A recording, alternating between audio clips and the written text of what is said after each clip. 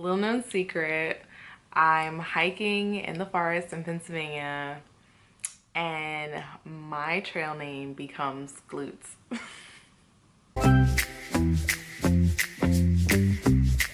I have struggled big time. I always say that, but I actually have. And I think I have come over the hurdle of making fitness a lifestyle because I've made it authentic to myself. Forget about what everybody else says. Forget about what you should be doing, if you should be in this boot camp or you should run this race.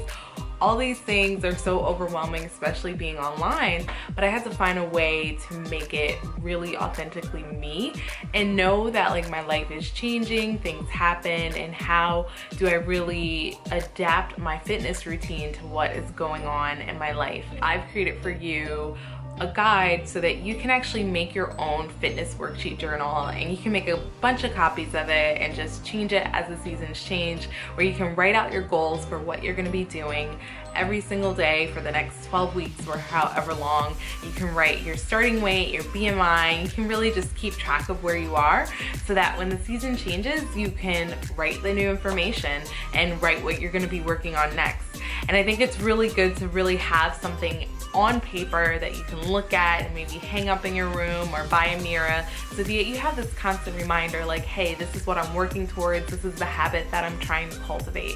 Also, I just want to encourage you to leave a comment. What are some of the things that you struggle with when it comes to your fitness routine?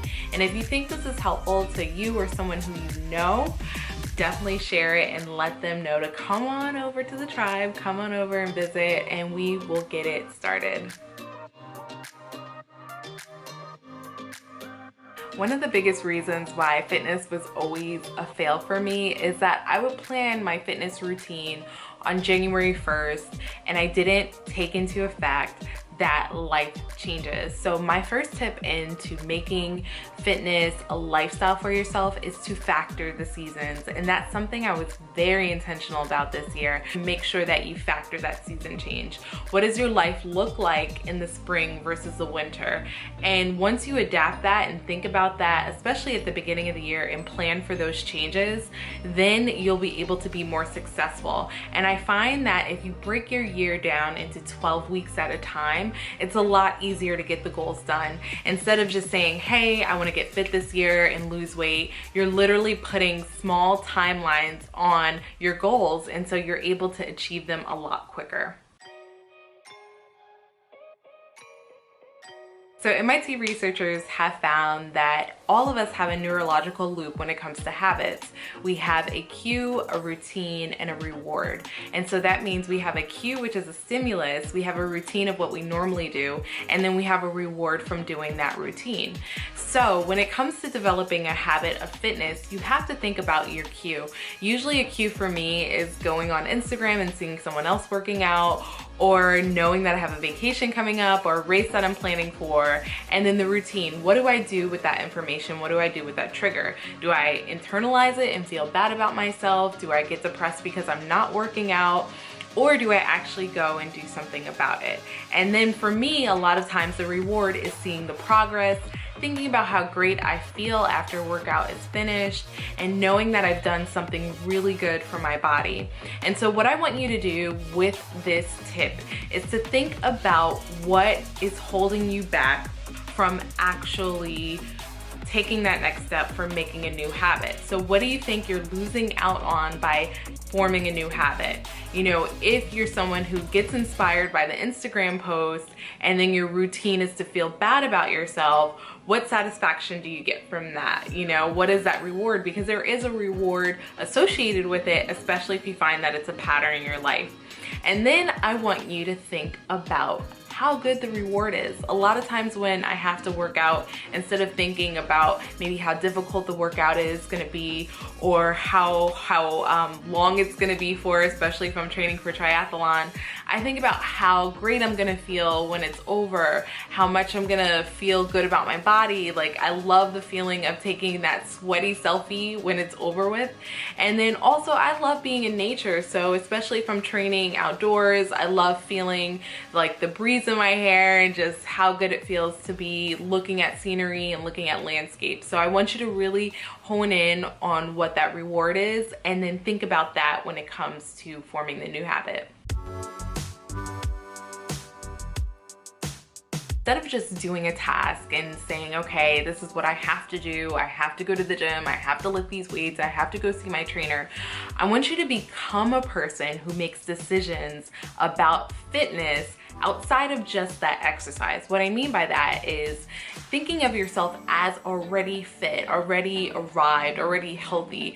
And you know, what kind of decisions does a healthy person make? What are the things that they do? Who do they surround themselves by? Where do they go? What type of clothes do they buy? Literally embodying a person that you believe is healthy. And I find that when I actually become overdue, the practice and the habit is a lot more sustainable. And so I'm thinking about it all day. You know, I would think, hey, Khaleeqa, you're a healthy person, you're a person who works out, you're a person who is active. What kind of food do you eat? You know, do you eat food that is gonna empower you and give you energy and fuel to do your workouts?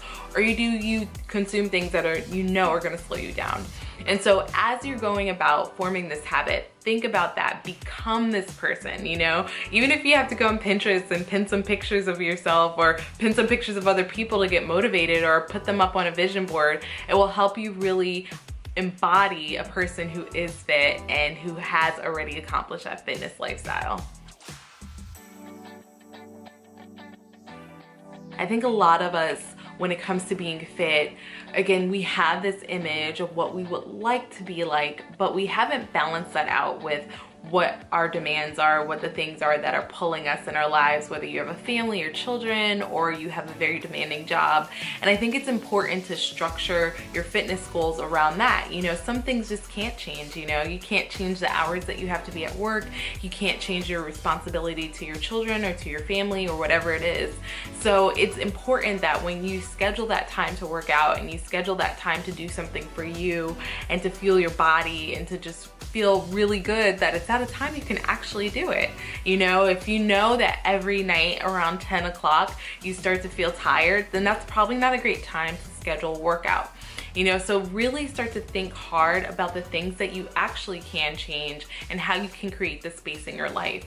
And instead of trying to be someone else, be yourself, own that, and make this journey authentic to you, and find the time that you realistically can sustainably keep up with the habit of working out. So if you found these tips helpful, definitely give it a thumbs up, give me a like. I love to know what you all are thinking. And if you have some questions about my fitness routine or things that I'm going through this season, or even about your own and how I can help in any way, I would love to know. Leave me a comment below and share this video with someone who you think might be struggling to get in shape and just really needs an extra boost of motivation and some techniques for how they can make a habit out of being fit. I will see you all for the next video.